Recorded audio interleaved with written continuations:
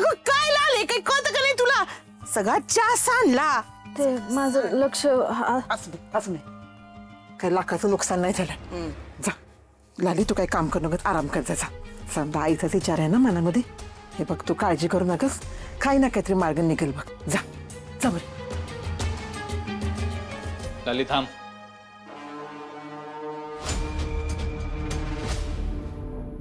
अरे काय बोलणार आहेस की नाही? हा सांग की काय झालं? लालीला चौकशीसाठी पोलीस स्टेशन मध्ये जामकर साहेबांनी बोलवलं. काय काय? आणि हे तू तोंडवर करून इथं सांगायला आलं होय रे? हा अरे पोलीस स्टेशन मध्ये सांगायचं होतं ना, नाही येणार म्हणून. आधी बाप्या माणसानं त्रास दिला, आता घरातल्या बायांच्या मागे लागला यो जामकर. त्या जामकरला जाऊन सांग, त्याला म्हणाव आमच्या घरातल्या बायका पोलीस स्टेशनची पायरी चढणार नाही म्हणजे नाही. अप्पा असं कसं सांगणार? हा माझ्या नोकरीचा प्रश्न आहे, नोकरी जाईल माझी. जामकर साहेब काय ऐकणार नाहीत. अप्पा एक काम करतो, मी हिला घेऊन जातो आणि लगेच आणून परत सोडतो. बस. तू कसं घेऊन जातो तेच बघतो मी.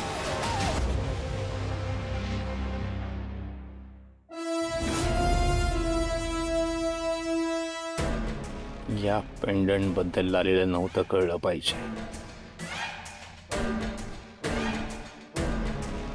आता जामकर चौकशी करणार, ज्वेलर्स मध्ये जाणार. त्याला माझ्यावरती डाऊट येण्याआधी मला काहीतरी केलं पाहिजे. आजच रात्री व्हिडिओग्राफर कडे जाऊन याचा सोक्षमोक्ष लावला पाहिजे. काका का रे, काय झालं? पप्पा ना लाली काकीला पोलीस स्टेशनवर घेऊन चाललेत. का माहित नाही, पण चला तुम्ही लवकर. हा सुधाकर लालीला पोलीस स्टेशनला का घेऊन चाललाय? हा त्या जित्यासोबत लाली पण गेली होती व्हिडिओग्राफरच्या घरी. जामकरनं फक्त तेवढंच विचारलं पाहिजे, मी जे खोटं बोललोय त्याबद्दल जर विचारलं तर उलट तपासणी होईल. काहीतरी केलं पाहिजे मला काहीतरी केलं पाहिजे. अहो सुद्या काय म्हणतो, एकदा ऐकून तर घ्या ना. अप्पा हाताला पेटू नका, ऐका माझं. त्या जामकरला जाऊन सांग, या घरातल्या बायका काही रस्त्यावर पडलेल्या नाहीत. तू कधी बी बोलवशील पोलीस स्टेशनला आणि चौकशी करशील.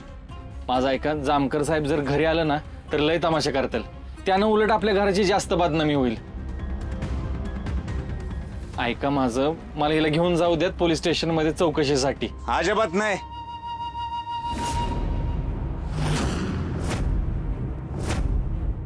माझी बायको म्हणजे वाटली कोण तुम्हाला? हा मी तिला अजिबात पोलीस स्टेशनला घेऊन जाऊन देऊ शकत नाही. ए तू तर मध्ये बोलूच नकोस, कळलं का? त्या दिवशी तू घरी नव्हतास म्हणून ती तुला शोधायला बाहेर पडली. तुझ्यामुळे तिच्यावर आणि माझ्यावर ही येळ आली. आणि मी कशासाठी बाहेर पडलो होतो? स्वतः दारू पिऊन बाहेर पडला होता, तुम्हाला घरी आणायला गेलो होतो.